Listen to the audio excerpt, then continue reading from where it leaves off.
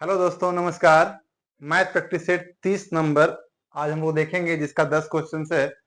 इसका जो पहला क्वेश्चन है यानी क्वेश्चन नंबर 41, इसमें कह रहा है एक निश्चित राशि पर दूसरे वर्ष और तीसरे वर्ष के लिए एक निश्चित दर प्रतिशत पर चक्रवृद्धि ब्याज क्रमशः 3300 और 3600 है। एक निश्चित राशि है, एक निश्चित दर है, उस पर चक्रवृद्धि ब्याज जो है दूसरे वर्ष का और तीसरे वर्ष का कितना है, यानी 3300 दूसरे वर्ष है और तीसरे वर्ष 36,300 है। देखिए, पहला वर्ष, दूसरा वर्ष और तीसरा वर्ष। ठीक है, तीसरा वर्ष कितना है 3630, दूसरा वर्ष कितना है 3300। चक्रवृद्धि ब्याज में क्या होता है कि ब्याज पे ब्याज लगता है। जैसे अगर एक साल में 100 रुपया है, अगर यहाँ अगर मान लीजिए 100 रुपया है, ठीक है, तो इसका ब्याज अगर 10% रेट 10% अगर है तो अगले साल कितना हो जाएगा 110 हो जाएगा। ठीक है, 110। लेकिन उसके अगले साल कितना हो जाएगा 110 का 10% लग जाएगा, यानी कि 100 पे 10% लगेगा ही। ये जो 10 रुपया एक्स्ट्रा हो रहा है इस पे भी 10% लग जाएगा, यानी 10 रुपये का एक्स्ट्रा, यानी कितना हो जाएगा 121 हो जाएगा। यानी 110 से 121 कितना हो गया 11 ज्यादा हो गया। कितना ज्यादा हो गया 11।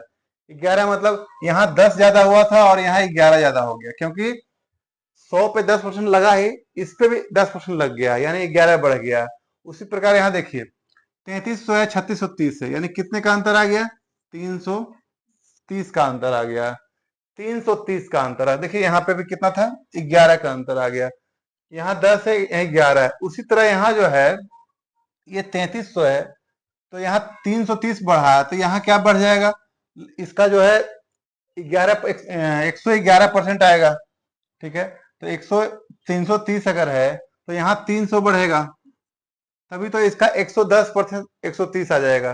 ठीक है, 110% कितना आ जाएगा 130। देखिए 300 है का 110% निकालेंगे ब्याज पे, जिससे इसका निकाले थे हम, 10 से 11 बढ़ गया तो 2 जगह दिया 33, 330 आ रहा है। ठीक है, तो ये 300 हो गया।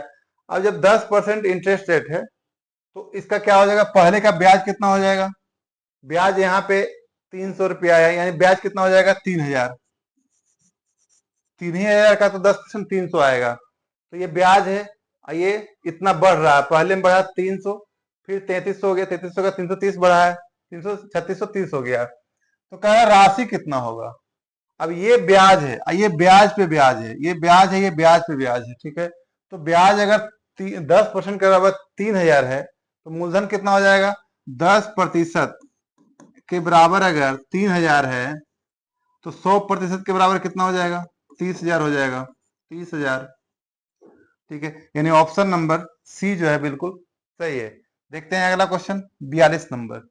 42 में कह रहा है जब एक संख्या x का 32%, x का 32%, ठीक है, दूसरी संख्या y में जोड़ा जाता है, दूसरी संख्या y में, यानी इसको y में जोड़ दिया जाए, x का 32% y में जोड़ा जाता है तो y में 24% की वृद्धि हो जाती है। तो y में क्या हो जाता है, y में 24% का वृद्धि, यानी कितना हो जाएगा 124%। ठीक है, 124%। अब कह रहा है इसके बराबर निकालना, तो पहले x और y का देख लेते हैं, निकाल लेते हैं क्या होता है जो। अब ये देखिए ये कितना हो गया, ये 32x बटे 100 प्लस y बराबर 124 y बटे 100। अब ये y जो है प्लस में उधर जाके क्या हो जाएगा माइनस में, क्योंकि दोनों का अनुपात निकालना है, मान निकालना है। तो ये क्या हो जाएगा 32x बटे 100 बराबर 124 y बटे 100 माइनस y। ठीक है, अब ये दोनों का अगर हम एलसीएम निकाल लेंगे तो एलसीएम कितना हो जाएगा 100, ये हो जाएगा 124 y माइनस 100 y बराबर क्या हो जाएगा यहाँ पे 124 y माइनस 100 y। तो क्या हो जाएगा यहाँ देखिए 32x बटे 100 बराबर ये कितना हो जाएगा 24 y बटे 100। ठीक है, अब 100 कैंसिल हो गया दोनों साइड, तो 32x बराबर क्या हो जाएगा 24 y, यानी 32x बराबर 24 y। अब x y इधर आ जाएगा, y बराबर 24, 32 इधर आ जाएगा तो क्या हो जाएगा, 8 या 24, 8 चौक 32, यानी x के बराबर 3, y के बराबर 4 आ गया। अब पूछ इसके बराबर पूछ रहा है, यानी x के बराबर कितना है, यहाँ पे 3 है, तो 3 दूना 6 प्लस 4 कितना हो जाएगा, 10 आ जाएगा ऊपर में, ठीक है। और नीचे क्या है, y बराबर, अब क्या कह रहा, 3x, x के बराबर कितना, 3, तो 3 तिया 9 हो जाएगा, माइनस ये 4 आ जाएगा तो 5 आ जाएगा, यानी नीचे 5 आ गया, 5 यानी 2 बार कट गया, यानी ऑप्शन नंबर ए जो है इसका बिल्कुल सही है। देखते हैं 43 नंबर। देखिए इसमें कह रहा है 36, 48, 15 का चतुष्फलनुपाती। देखिए 36, 48, 15 का ये चतुष्फलनुपाती x है, यानी ये जो है x है, तो पहले यहां से निकाले x का मान क्या निकल जाएगा, x का बराबर ये दोनों गुना हो जाएगा, 48 गुने 15 और भागा 36, यानी 12 तिया 36, 12 चौक 48, 3 गुना 5, ये कितना आ गया है, 20, ठीक है। यानी पहले वाला का x के बराबर ये दिया हुआ है, वो आगे कितना आ गया, 20 आ गया, ठीक है। अब दूसरे वाला देखिए क्या है, 4.2 बाई 9, ये 13.5। अब यहाँ से y निकाल लेंगे तो y बराबर क्या आ जाएगा, ये दोनों गुना हो जाएगा, 4.2 गुने 13.5 भागे ये 9 आ जाएगा, ठीक है। अब इसको सोल्व कर लेते हैं, कितना आ जाएगा, ये हो गया 10 गुने 10, क्योंकि दशमलव हटाने के बाद आ गया है। अब 9 से काट दीजिए, कितना हो जाएगा, 9 9 पचे 45, ऊपर 15 आ गया, ठीक है। 5 से कट जाएगा, 5 दिया 15, 5 दूना 2 से कट जाएगा 21, 21 दिया 63, 63 बटे 10, यानी क्या हो जाएगा 6.3। अब कह रहा है y x के बीच का अंतर कितना, देखिए ये आया 20 और ये आया 6.3, तो माइनस के कितना आ जाएगा, 13.7, कितना आ जाएगा, 13.7, यानी ऑप्शन नंबर ए जो है इसका बिल्कुल सही है। देखते हैं अगला क्वेश्चन 44 नंबर। 44 में कह रहा है विभाजन विधि द्वारा दो संख्याओं का महत्तम समावर्तक, दो संख्या का महत्तम समावर्तक जो विभाजन विधि द्वारा, विभाजन जिस तरह से हम लोग भाग देते हैं, अंतिम भाजक 174 भागफल 172 है। यदि दोनों संख्याओं के योग को 11 से विभाजित किया जाए तो शेषफल क्या होगा। देखिए इसमें क्या है कि मान लेते हैं कि भाजक जो है 50 है और भाज्य 120 मान लेते हैं हम लोग। तो इसके बाद क्या है, इसी के तरह इसको पहले हम महत्तम समावर्तक निकालेंगे, फिर इसी तरह सोल्व करेंगे। 50 में 100 हो गया, फिर यहाँ 20 बच गया, 20 को फिर से 50 से करेंगे तो 20 दूना 40, यानी 10 यहाँ आ गया, फिर 10 को करेंगे तो 20 आ गया है ना, यानी 2 बार में कट गया। अब शेषफल कुछ नहीं बचा, तो होता क्या है, ये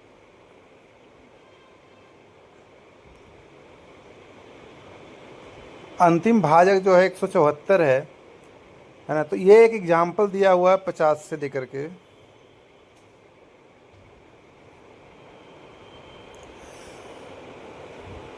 174, ये हो गया भाजक।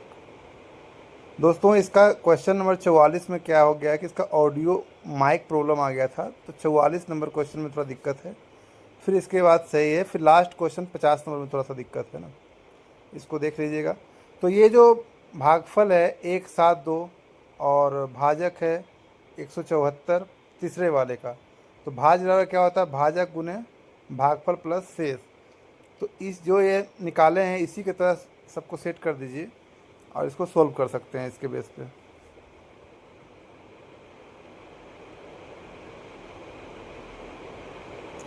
ये तीसरा नंबर भाजक हो गया 174, इसको दुगना, इसका भाई निकालने के लिए क्या करना पड़ेगा, दुगना करके, शेष तो 0 है तो वही दुगना करेंगे, वही हो जाएगा भाज्य, यानी तीसरा नंबर भाज्य जो है 348 हो गया ये, ठीक है। अब जब तीसरा नंबर भाज्य 348 हो गया है तो दूसरा नंबर भाजक ये बन जाएगा ये, फिर तो यहाँ पे भाजक 348 हो जाएगा। फिर इसका क्या है, भाजक है, भागफल कितना है 7 है, और शेषफल कितना 174 है, और 348 गुने 7 प्लस 174 करेंगे तो 348 को पहले 7 से गुना कर लेते हैं, ठीक है। फिर इसमें प्लस कर लेंगे, ये हो गया 28, ये हो गया 24 और 36 आ गया। फिर 174 जो बच रहा है यहाँ शेषफल, क्योंकि भाजा गुने भागफल प्लस शेष होता है, 174 प्लस कर लेंगे इसमें, ठीक है। 174 प्लस करने के बाद जो आ रहा है ये 2610 आ गया। तो ये जो 2610 है दूसरा भाज्य बन जाएगा, ये 2610, ठीक है। ये जो पहला 50 120 दिए हैं ये एग्जाम्पल के तौर पे दिए हुए हैं, 2610 अब बन जाएगा पहले वाले का भाजक, ठीक है। अब भागफल कितना 1 है, तो 2610 को 1 से गुना करेंगे और इस शेषफल 348 से वो प्लस करेंगे तो पहले वाले का भाज्य आ जाएगा, ठीक है। तो इसमें जोड़ लेते हैं 348, तो कितना हो गया है 2958, ठीक है। ये 2958 ये भाज्य बन गया, ठीक है। अब कह रहा है ये दोनों संख्याओं का 11 भाज्य, यानी 2958 2610 को प्लस करेंगे तो दोनों को 11 से भागफल देना है, तो कितना आ जाएगा इसको देख लेते हैं प्लस करके, 2958 और 2610 तो ये हो गया 8 6 5 5 5568 आ गया, ठीक है। 11 से विभाजित किया जाएगा तो 11 पचे 55 और 11 छक 66, 2 बच गया, यानी ऑप्शन ए जो है 2 बिल्कुल सही है।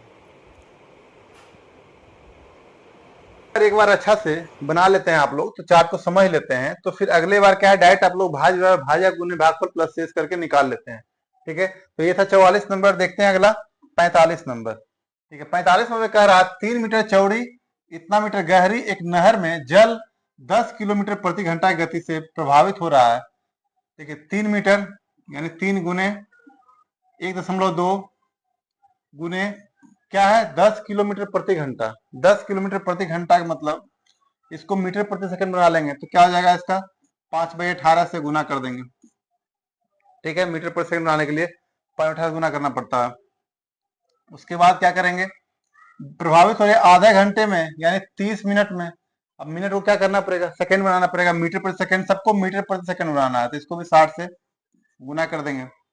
यह कितने क्षेत्र पर हेक्टेयर में की सिंचाई करेगी, 9 सेमी जल। अब देखिए 9 सेमी आ रहा है तो 9 से भागा दीजिए, और सेमी है तो इसको मीटर बनाने क्या करना पड़ेगा 100 से भागा देना पड़ेगा, यानी 100 ऊपर चला जाएगा, ठीक है। 100 ऊपर चला गया, ठीक है। अब इसको बस सोल्व कर लीजिए क्या होता है। अब देखिए इसको सोल्व कर लिए अगर हम लोग तो 5 गुना 10 10 गुना 20 यानी कितना आ गया है 20, और कितना आ गया 0 0 0, ठीक है। 20,000 प्लस 1 जीरो और आ गया यहाँ। अब ये जो आ गया है तो इसको हेक्टेयर में बनाना है। हेक्टेयर में क्या करना पड़ेगा 10,000 से भागा देना पड़ता है, 10,000 से क्या करना पड़ेगा भाग करना पड़ेगा, यानी 3 0 3 0 1 0 1 0, यानी क्या आ गया है 20 आ गया है, यानी ऑप्शन नंबर ए जो है इसका बिल्कुल सही है। चलिए देखते हैं 46 नंबर क्वेश्चन। 46 में कह रहा 13 संख्याओं का औसत 65 है, यानी 13 संख्या का औसत क्या है 65 है, तो पूरा क्या हो जाएगा इसको गुना कर दीजिए, यानी 650, इसको गुना कर दीजिए 65 गुने 13, 5 से 1 19 5 6 5 4 845 आ गया। इसके बराबर क्या आ गया है 845 आ गया। ये पूरा 13 संख्याओं का आ गया है। प्रथम 3 संख्याओं का औसत 63 है, यानी प्रथम 3 का कितना है 63 है। ये कितना हो जाएगा 3 तिया 9 6 18 189। अगली 9 संख्याओं का औसत इतना है, अगली 9 संख्याओं कितना है 64.5, इसको भी गुना कर लेते हैं 64.5 गुने 9, 9 पचे 45 4 0 4 9 छः 54 4 58, यानी इसको गुना कर देंगे यानी 580.5 आ रहा है। कितना आ रहा है 580.5 आ रहा है इस पे। अब कह रहा देखिए ये 13 संख्याओं का है पूरा, ये 3 + 9 12 संख्याओं का है, ठीक है। तो 13वां संख्या क्या हो जाएगा, ये 845 में से दोनों को माइनस करेंगे, तो पहले ये दोनों को प्लस कर लेते हैं। कितना हो जाएगा देखिए, प्लस करने पे 0.5, ये हो गया 9, 16 6 तो 1 5 6 7, 769.5 आ गया, ठीक है। यानी अब इसको हम देखें तो 769.5, तो 13वीं संख्या जो आ रहा है ये कितना आ रहा है, अब इसको माइनस कर दीजिए, 45 ये हो गया और 30 75, 75.5 आ रहा है। कितना आ रहा है, 75.5 आ रहा है। ये 13वीं संख्या है, ठीक है। अब कह रहा है 11वीं संख्या 12वीं संख्या से 2 अधिक है, लेकिन 13वीं से 2.5 कम है। 12वीं संख्या 11वीं संख्या, अब कह रहा है 11वीं संख्या जो है 13वीं संख्या से 2.5 कम है, यानी ये 75.5 है, तो ये कितना हो जाएगा, 73 हो जाएगा। और कह रहा है 11वीं संख्या 12वीं से 2 अधिक है, 11वीं संख्या 12वीं से 2 अधिक है, यानी ये कितना हो जाएगा, 71 हो जाएगा, ठीक है। तो कह रहा है 11वीं 12वीं संख्या का औसत क्या है, अब ये दोनों का औसत निकालना है, 11वीं और 12वीं का। तो औसत निकालने क्या करना पड़ता है, दोनों को प्लस करके 2 से भाग करेंगे, यानी 3 1 4 7 दूना 14, 2 से भागा देंगे क्या आ जाएगा, 72, ठीक है। यानी ऑप्शन नंबर बी जो है बिल्कुल सही है। चलिए देखते हैं अगला 47 नंबर क्वेश्चन। 47 नंबर क्वेश्चन में कह रहा है यदि ए बी से 75% अधिक है, ए जो है, ए है, बी है, सी है और डी है, ठीक है। यदि ए बी से 75% अधिक है, ठीक है, और सी डी से 50% कम है, डी ए से 20% अधिक है, डी जो है ए से, देखिए पहले सबसे पहले शुरू करते हैं, ए बी से 75 अधिक है, अगर बी अगर 100 है तो ये कितना हो जाएगा, 175 हो जाएगा, ठीक है। अब कह रहा सी डी से 40% कम है, डी ए से 20% अधिक है, डी जो है ए से कितना अधिक है, 20%, यानी 17.5 35, 210 ये आ जाएगा। ये कितना आ गया, 210, क्योंकि यहां से इसका 120% 210 हो रहा है, ठीक है। अब कह रहा सी डी से 40% कम है, सी जो है डी से 40% कम है, यानी 210 का कितना हो जाएगा, 60% हो जाएगा, ठीक है। 1 जीरो कट गया, यानी 6 12 126, ये कितना आ गया, 126 आ गया, ठीक है। अब कह रहा है इसमें कौन सा सत्य है, देखिए सत्य निकालना है, कौन सा निकलेगा, यहाँ सी है, बी है, बी है, सी है, बी है, सी है, सी है, बी है, यानी हम लोग को सिर्फ बी सी के बारे में देखना है, यानी इस दोनों के बारे में देखना है, ठीक है। तो अब कह रहा है कि कौन सा सत्य है, तो b बराबर 100 है, b बराबर और b बटे सी बराबर 100 बटे 126, सिर्फ बी और सी का चर्चा किया हुआ, ठीक है। अब देखिए ये कितना आ गया, ये दोनों कर दिए पहले, ये 50 हो गया है, ये 63 हो गया है। अब ये इधर और इधर अगर हो जाता है 63b बराबर 50 सी हो जाएगा, यानी कौन सा ऑप्शन आ रहा है, 63b 50 सी, यानी ऑप्शन नंबर डी जो है बिल्कुल सही है। 48 नंबर देखते हैं क्या है, जो एक दुकानदार एक वस्तु का अंकित मूल्य पर 20% की छूट देता है, अंकित मूल्य पर 20% छूट दे रहा है, फिर भी 28% का लाभ करता है। 100 रुपया अगर क्रय मूल्य है, 28% लाभ कमा रहा है, तो कितना हो रहा होगा, 128। ये 128 कब आ रहा है, जब 20% का छूट दिया जा रहा है, ठीक है। यानी x का 80% बराबर 128, ये दोनों अगर इधर कर लेते हैं हम लोग, तो 100 बटे 80, 20 चौक 80, 20 पचे 100, 4 तिया 12, 4 दूना 8, 32 पचे 60, यानी इसका जो आ रहा है कितना आ रहा है, 160 आ रहा है। अंकित मूल्य 160, क्रय मूल्य माने थे 100, विक्रय मूल्य 128। अब कह रहा है यदि वह इसे अंकित मूल्य पर 12.5% की छूट देता है, तो 160 रुपया है ना, 160, इस पे 12.5% अगर छूट दे तो उसका लाभ कितना होगा, 100 रुपया क्रय मूल्य है, ठीक है, 160 पे 12.5% छूट दे, यानी कितना हो जाएगा इसका, 87.5%, 87%, ये हो गया 0, यानी 20 25 100, 20 गुने 8, ठीक है। 5 से काट देते हैं, 5 1 5 7 35, 5 5 25, ठीक है। अब ये 5 से कट गया, दो पचे 10, 2 गुने 4, फिर ये 5 से कट गया, 5 दिया 15, 5 बचे 25, 35 गुने 4 बराबर कितना हो गया 140। यानी क्रयमूल्य 100 रुपया है, पहले विक्रय मूल्य 128 था, फिर उसका अंकित मूल्य 160 हो गया। अब कह रहा है 160 से डिस्काउंट करके 140 में बेचा जाए, 140 में बेचा जाए तो उसका प्रॉफिट क्या होगा? यानी 100 रुपए का सामान अगर 140 में बेचा जाए तो प्रॉफिट क्या होगा? 40%। यानी ऑप्शन नंबर डी जो है बिल्कुल सही है। देखते हैं 49 नंबर। एक मिश्र धातु X में भार के अनुसार तांबे और टीन का अनुपात 7:3 है। देखिए तांबा कितना है? 7/10, ठीक है। और ये कितना है? तांबे और टीन, टीन कितना है? 3/10, ठीक है, पहला में। दूसरा में क्या है? y में ये x हो गया, y में क्या है? पहला में तांबा कितना है? 3/5, और 2/5 क्या है? टीन है, इसमें तांबा और टीन है, ठीक है। अब ये दोनों को देखिए क्या करना है।